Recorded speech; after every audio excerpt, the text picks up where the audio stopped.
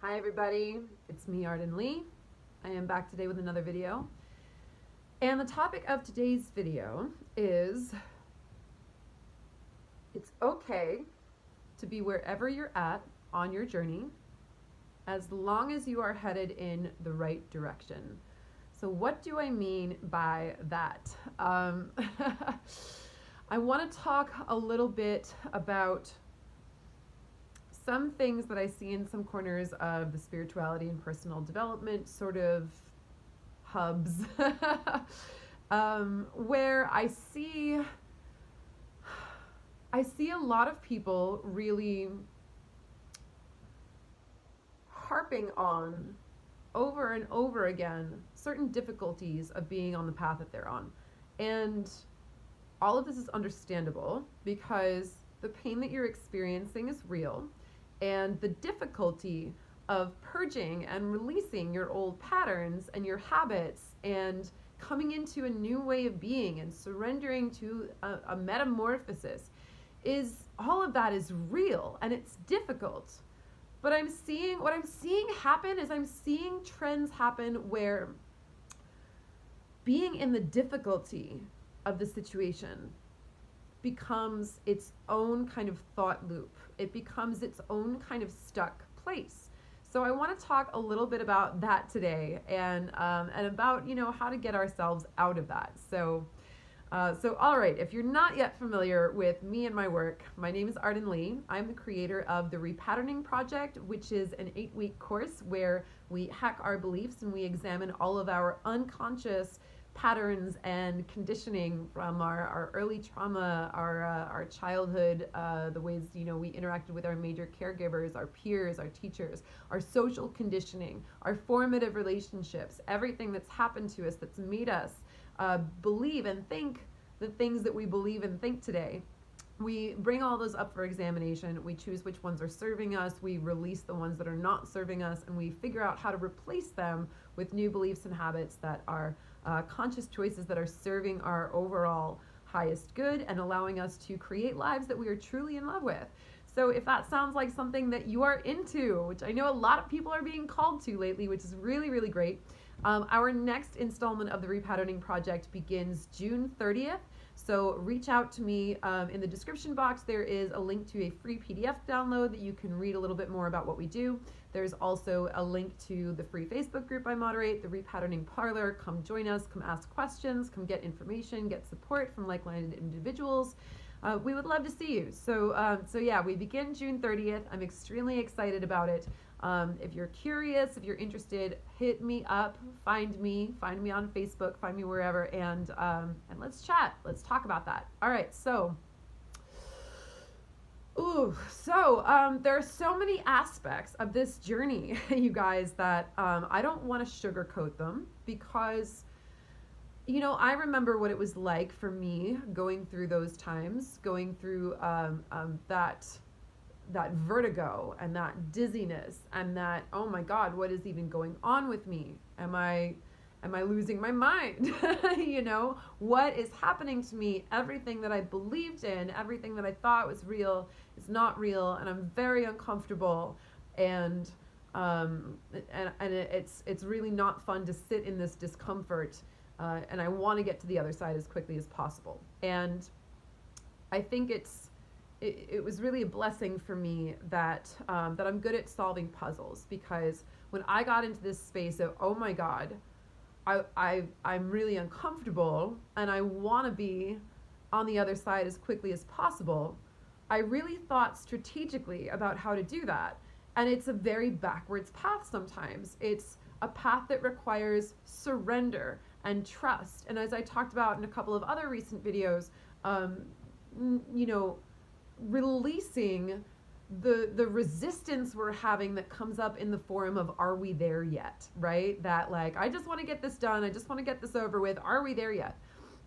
That's not going to work, because you're going to be, you have to like release and just surrender, just like dive under the current and allow it to transform you and for you to undergo this metamorphosis, so that you emerge on the other side. And what's kind of ironic and funny about this journey is that the farther along you get on it, the less you need for it to show up all that quickly, because the better you feel.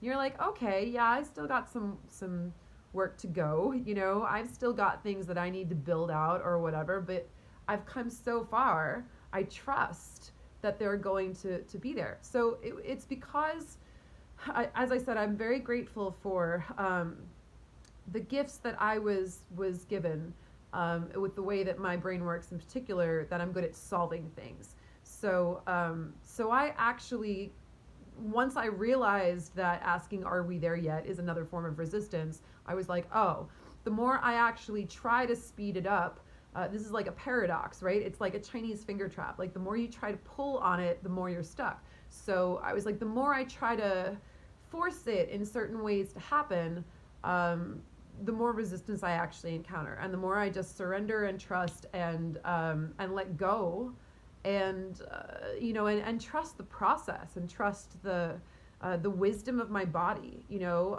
and release the idea that things need to show up the way that I think they need to show up. I was like, oh wow, it actually gets easier when I do that. I would reach these critical milestones on this journey where I would be like, oh my God, I'm afraid of letting go. I'm afraid of, I had a reader one time tell me that I was white knuckling my detachment, which she said was like, she's like, it's like your knuckles are white, but they're off the bar. They're like off the steering wheel. You're like, I'm not touching it. She's like, you're like that. I was like, oh my God, you're right. That's totally what I was doing. So, you know, it wasn't easy. It wasn't intuitive at first, but understanding then that I was like, oh, the detachment is actually the thing that works better. The surrender is actually the thing that works better. The trust in the process is actually the thing that works better and gets me there faster than, okay, well then that's just what I'm gonna do.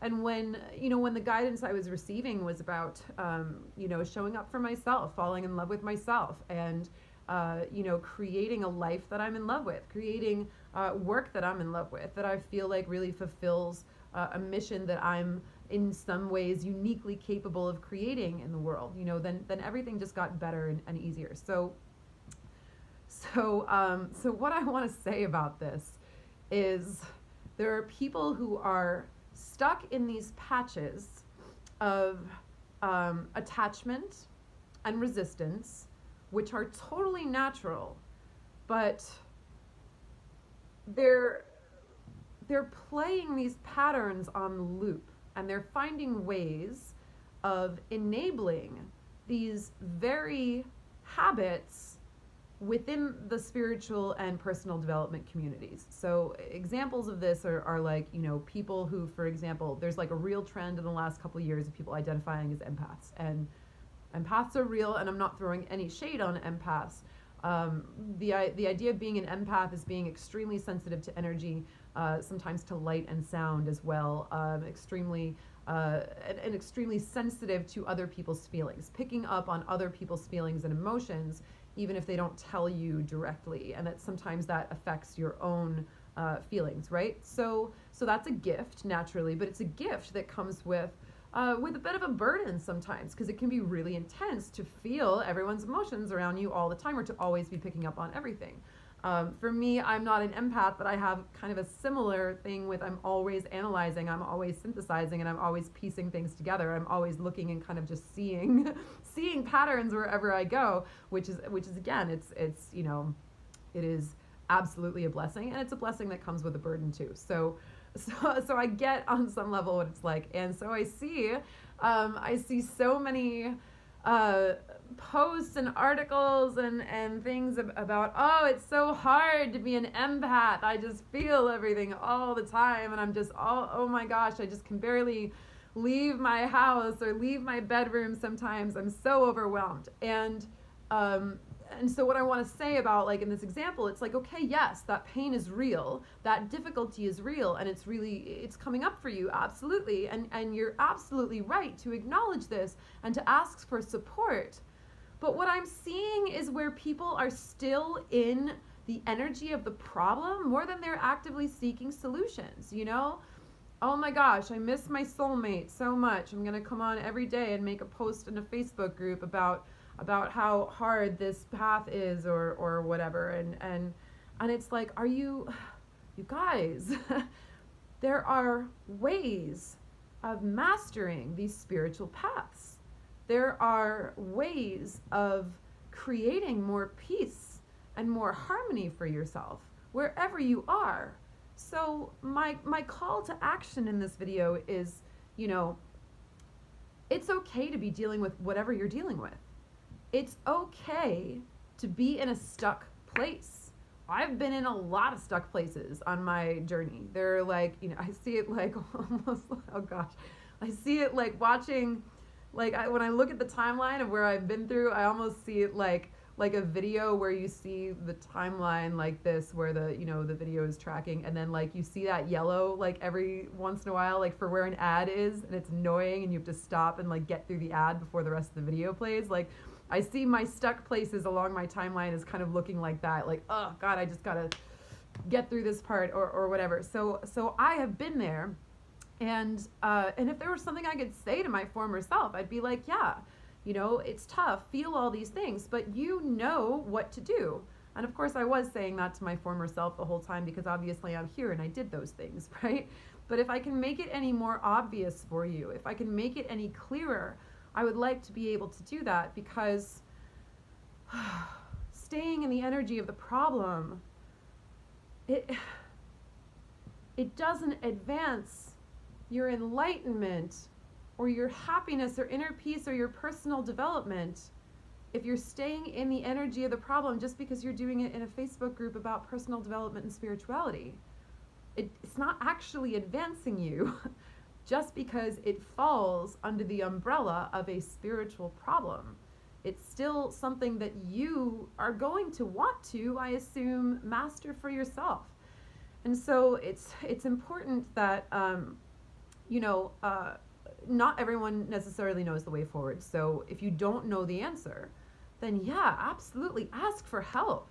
Ask for support. Say, hey, I don't want to be feeling like this right now. I don't want to be that empath who can't leave her bedroom every I don't know, full moon or whatever. I want to be someone who functions in the world and masters their gifts and really owns their power, I want to be someone who creates their own peace and happiness wherever they go. I want to be someone who has healthy attachments in life, and I don't want to be, I had like a real big breakthrough in my path when I worked with my own coach, Catherine Girardi, who's an emotional alchemist, and I worked with her and I was like, listen, I don't want to have any unhealthy attachments in my life, so if there are any of those going on, I would like you to remove those cords from me and just keep the parts that are working, It was like anyone in my life, if I'm having some sort of unhealthy attachment or obsession or any kind of like codependent patterning that is